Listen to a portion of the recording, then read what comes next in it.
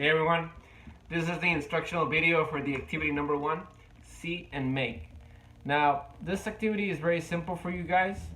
So what you're gonna do is you're gonna watch a video that I already post on this document. You'll have it on the link, and watch that video, and you're going to make 7 questions about the video.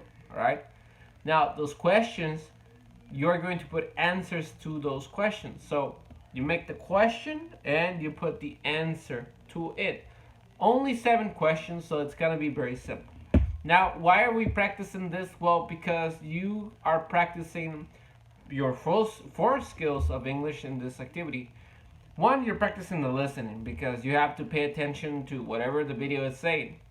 2, you're going to practice your reading and writing because, first of all, you're going to read it. I mean, you have to read what you put, and you have to read what, if the video has subtitles, I don't believe it does, or if it does, the subtitles are going to be in English. So those things, you're going to read that, and you're going to write because you have to put your questions and your answers in your way. And if you can say, well, how are you practicing the speaking skills if you're just listening, reading, and writing? Technically, you are practicing the speaking skills because you are saying the phrases in your head, or at least you're supposed to say the phrases in your head so it would sound correctly. Now, when you're making sentences in English, when you're making questions, when you're making answers, it has to sound correctly. It has to sound good. You cannot just put, oh, this one in Spanish means this one in Spanish means that, so I'll put them all together, and that's the phrase.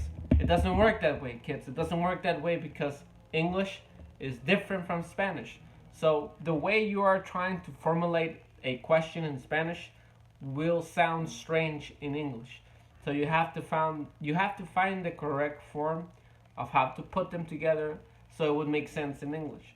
So once you've written down your question, read it. Read it out loud to yourself so you would hear yourself and be, okay, does this sound like something a person from the US or England would say to me? Does this sound like somebody speaking in English? So you are practicing that skill. I recommend you guys that when you make a question or when you're making a sentence, read it in English as well so it would sound correct. So this activity, guys, remember, just watch the video, make 7 questions off the video with their answers.